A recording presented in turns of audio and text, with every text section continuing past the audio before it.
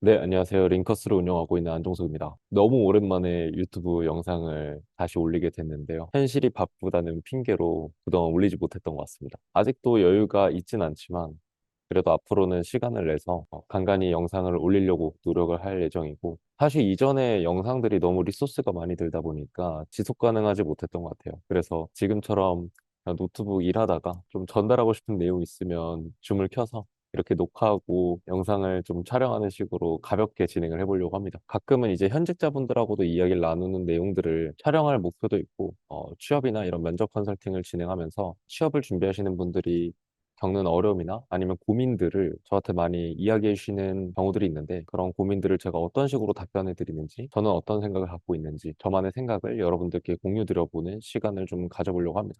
오늘 제가 여러분들께 말씀드리고 싶었던 첫 번째 내용은 요즘 많은 분들이 저한테 공통적으로 하는 질문들이 있습니다. 뭐냐면 저 지금까지 되게 많은 경험들을 했는데 학벌이나 스펙들은 너무나 좋은데 면접을 가게 되면 자꾸 떨어져요. 이유가 뭘까요? 이런 질문들을 하시는 분들이 꽤 많습니다. 그런 문제점들을 얘기해 주시는 분들을 제가 첫 세션에서 컨설팅을 하면서 모의 면접을 보게 되면 공통적인 문제점들이 있어요. 뭐냐면 지원자라는 사람 자체를 보여주는 에피소드가 너무 부족해요. 면접은 두 가지 측면이 존재를 합니다. 하나의 측면은 나 일 잘하고 실무 능력 있고 전문성 있어. 이거 보여줘야 되는 거 당연하다고 생각합니다. 디폴트입니다. 근데 반대쪽에는 우리는 일하는 기계를 뽑는 게 아니라 함께 어울리면서 잘 지낼 수 있는 이런 사람을 뽑기 마련이죠. 그래서 나라는 사람을 보여주는 것도 굉장히 중요한 영역 중에 하나입니다. 근데 이런 스펙이 높으신 분들, 특히 최근에 구체적인 경험으로 얘기 드리자면 뭐 셀트리온이나 아니면 삼성 바이오로직스 뭐 이런 바이오 업계 석사까지 마치신 분들을 컨설팅을 해보면 이력서에서도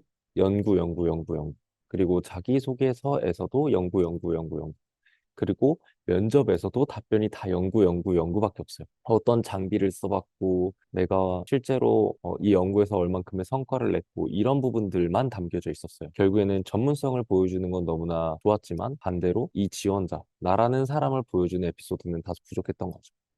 그러면 여기서 이제 또 궁금할 거예요. 그럼 나라는 사람을 보여주는 에피소드는 무엇이냐? 이런 궁금증이 따라오는데 이거에 대해서 한번 우리가 상상을 해볼게요. 어떤 지원자가 있어요. 어떤 지원자가 학부 연구생을 했습니다. 학부 연구생을 하는 와중에 특정 연구를 누군가 맡았었어야 됐는데 그 연구가 너무 오래 걸리고 너무 어려워서 다른 사람들이 다 기피하는 연구였어요. 근데 어차피 누군가 맡아야 되고 같이 일하는 팀 분위기가 좀 안 좋아지는 걸 막기 위해서 제가 그 연구를 담당했고 학부 연구생이 끝나갈 때까지 제가 그 연구를 담당을 했어요. 그래서 학부 연구생이 끝나갈 때쯤에 같이 일했던 동료들이 너랑은 같이 일해서 너무 좋았고 혹시 다음에 너랑 또 다시 일할 기회가 있으면 너무 좋을 것 같다. 이런 평가를 받으면서 학부 연구생을 마무리했고 앞으로 땡땡땡 기업에서도 이런 평가를 받는 직원이 되도록 노력하겠다라는 느낌으로 얘기했다면 이 에피소드는 실무 능력과 전문성에 포커스된 그런 답변은 아니었어요. 오로지 내가 팀을 위해서 어떻게 행동하는지 그리고 주변 사람들한테 어떤 평가를 받는지 이런 나라는 사람을 보여주는데 포커스가 된 에피소드. 그래서 이런 느낌의 나라는 사람을 보여주는 에피소드들을 늘려야 됩니다. 특히 실무진 면접을 건너서 임원 면접에서는 이런 부분들이 중요한 것 같아요.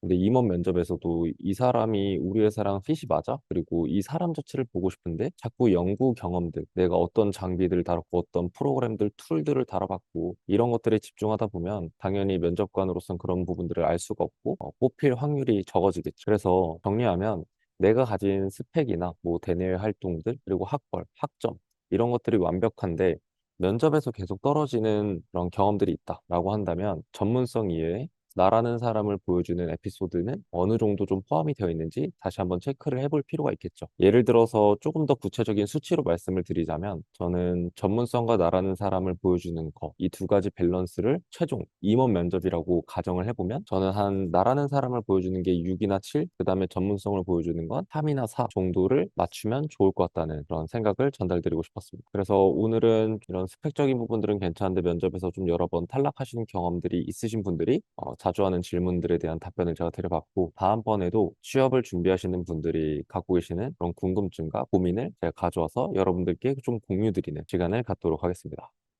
오랜만에 영상을 봐주셔서 너무 감사드리고 앞으로 자주 찾아오도록 하겠습니다. 감사합니다.